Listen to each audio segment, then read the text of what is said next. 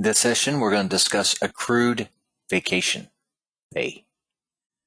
So from our home ribbon, we're going to go to Setup. So in order to accrue vacation, we need to have an agency for that. And that's going to be called a payroll agency. So here we have one called accrued vacation pay. And in this, we're going to have a line for accruing it. And this is where you're going to collect or bank the money that you're accruing for your employees.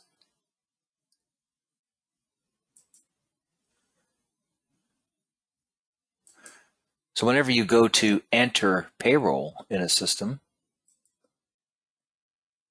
you go to your payroll entry, and here we have a technician that we accrue their vacation on. We're not paying it each payday, in other words. So let's go do a payroll and show you how that is accrued. So here we're going to just put in some hours, and then we're going to put in whatever our deductions are.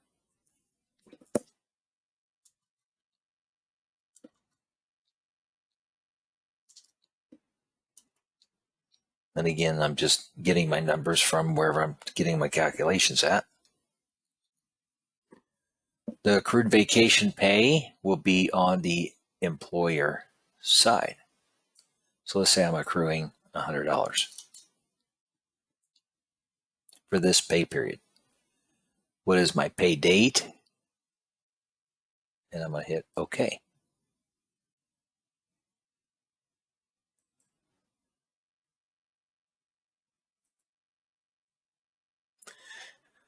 So as time goes by, your employee's going to want to come and take vacation. So they do want to get paid for that vacation pay that they've accrued. So here I can go to Payroll Entry, pull up that employee if I wish, hit Search, and I can pull up their latest payroll, open it, and then I can see what the total amount of money has been accrued.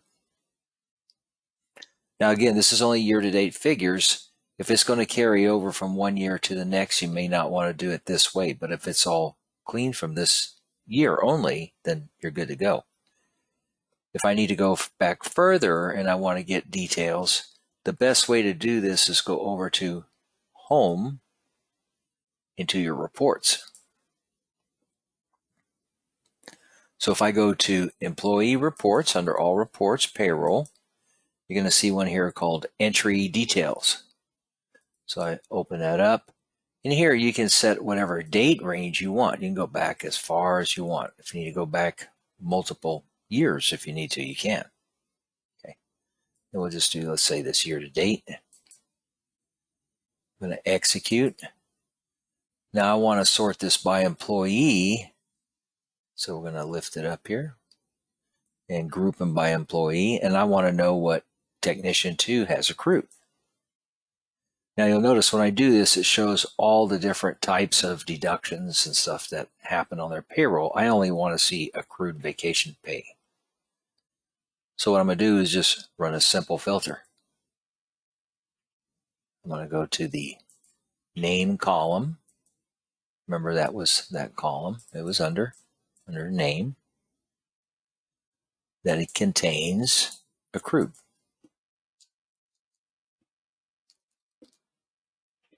I'm going to add, hit OK. So now I'm looking at accrued vacation pay only. So I can see each entry here, and then over here will be my grand total for that employee.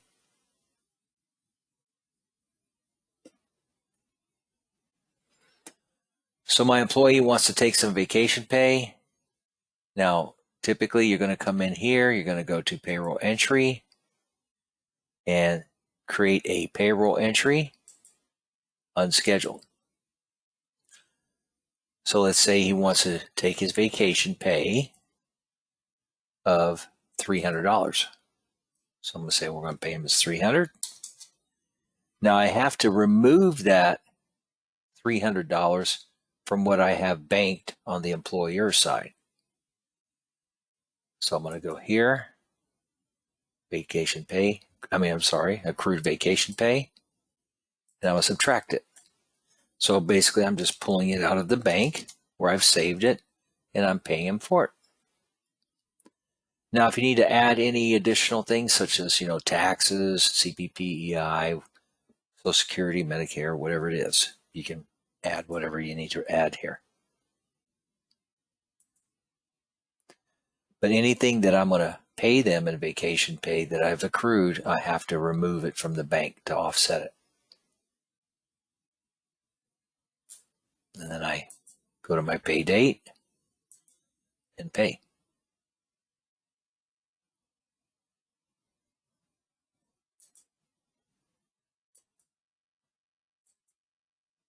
And now I've paid his vacation pay. If I go back to the entry again, let's refresh that. And do a schedule. You'll see that's been reduced by that $300.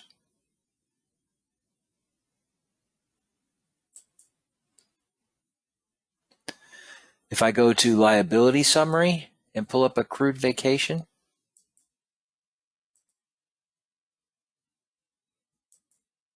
let's do this year. See, then I can look at the entries here also. Here's where I was accruing it, and here's where I paid it back.